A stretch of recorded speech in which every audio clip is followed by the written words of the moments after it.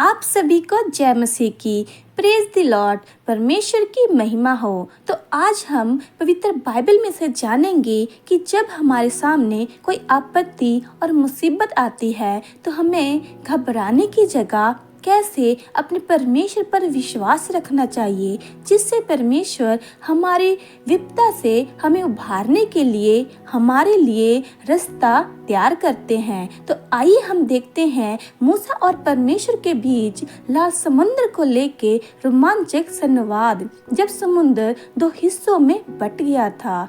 कल्पना कीजिए, आप एक विशाल समुद्र के किनारे खड़े हैं। आपके चारों ओर घबराए हुए हजारों लोग हैं और पीछे दुश्मनों की सेना तेजी से दौड़ी आ रही है। आपके पास भागने का कोई रास्ता नहीं। अब आप क्या करेंगे? यही हाल था मूसा और इस्राएलियों का जब वे लाल समुद्र के किनारे आकर फंस गए थे और फिर परमेश्वर और मूसा के बीच एक अनोखा संवाद हुआ जिसने इतिहास बदल दिया।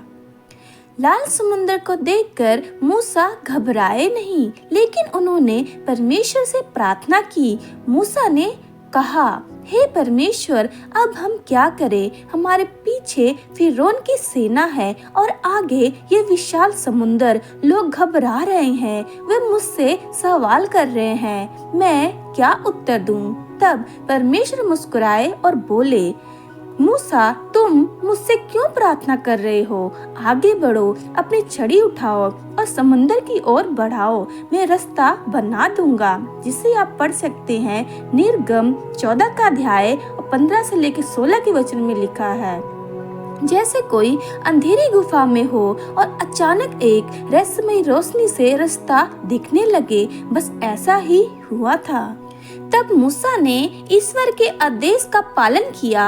उन्होंने अपनी छड़ी उठाई और उसे समुद्र की ओर बढ़ाया और फिर धीरे धीरे समुद्र में हलचल होने लगी। पानी इधर उधर हिलने लगा, जैसे किसी शक्ति ने उसे छू लिया हो। एक तेज हवा समुद्र के बीचों बीच चलने लगी। अचानक समुद्र दो भाग में बट गया। अब वहाँ सूखी जमीन का रास्ता बन चुका था। दोनों तरफ पानी दीवार की तरह खड़े थे। इस्राएल अपनी आंखों पे विश्वास नहीं कर पा रहे थे। एक बुढ़ी औरत बोली, ये कैसे संभव है? क्या हम सच में समुद्र के बीच से जा सकते हैं? एक सच्चा बच्चा चिल्लाया, माँ देखो, ये पानी रुक क्यों गया है? मूसा मुस्कुराए और बोले, डरो मत, यहोवा हमारे साथ है, आगे बढ़ो। और फिर इस्राएल उस सूखे रास्ते से समुद्र पार करने लगे और उनके पीछे पीछे फिरौन की सेना भी दौड़ी। लेकिन जैसे ही इस्राएली पार हो गए, परमेश्वर ने मूसा से कहा, मूसा, अब अपनी छड़ी फिर से उठाओ। जैसे ही मूसा ने अपनी छड़ी उठाई, लहर गरजने लगी। पानी दोनों तरफ से तेजी से आने लगा। देखते ही देखते पूरा समुद्र वापस भर गया। फिरौन और उसकी पूरी सेना पानी में समा गई। जो घमंड में चूर होकर दूसरों पर अत्याचार करते हैं, वे खुद खत्म हो गए। इस्राएलियों ने परमेश्वर की स्तुति की और मूसा का धन्यवाद दिया। वे समझ गए कि अगर वे ईश्वर पर विश्वास रखेंगे तो कोई भी मुसीबत उन्हें रोक नहीं सकती। परमेश्वर ने मुस्कुराते हुए कहा, देखा मूसा, जब तुम मुझ पर विश्वास करते हो तो नामुमकिन भी मुमकिन बन जाता है। मूसा ने सिर झुका लिया और कहा, हे प्रभु, तुम महान है। ये तेरी ही शक्ति थी जिससे हमें बचाया। इस कहानी से हमें शिक्षा मिलती है, विश्वास कभी मत छोड़ो, चाहे हालात कितने भी मुश्किलों भरे क्यों ना हो। जो दूसरों पर अत्याचार करते हैं, वे अंत में हार जाते हैं। परमेश्वर ने आदेशों का पालन करने से ही जीवन में चमत्कार होते हैं।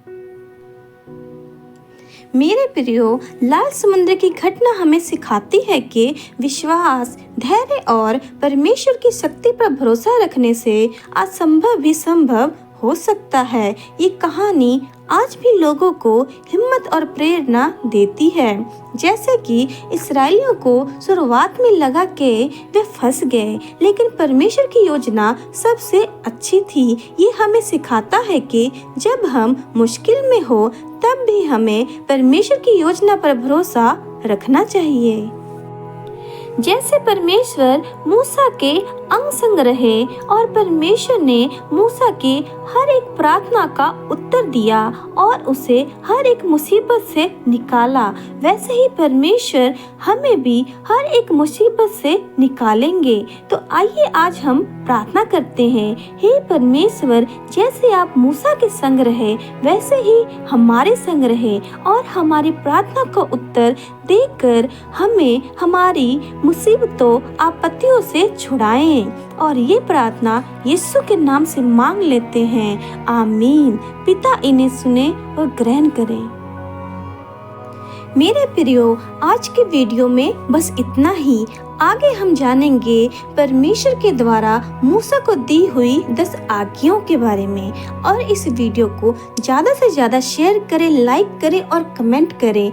और ऐसे ही वीडियो को देखने के लिए हमारे चैनल में बने रहें। सबको जय मसीह की।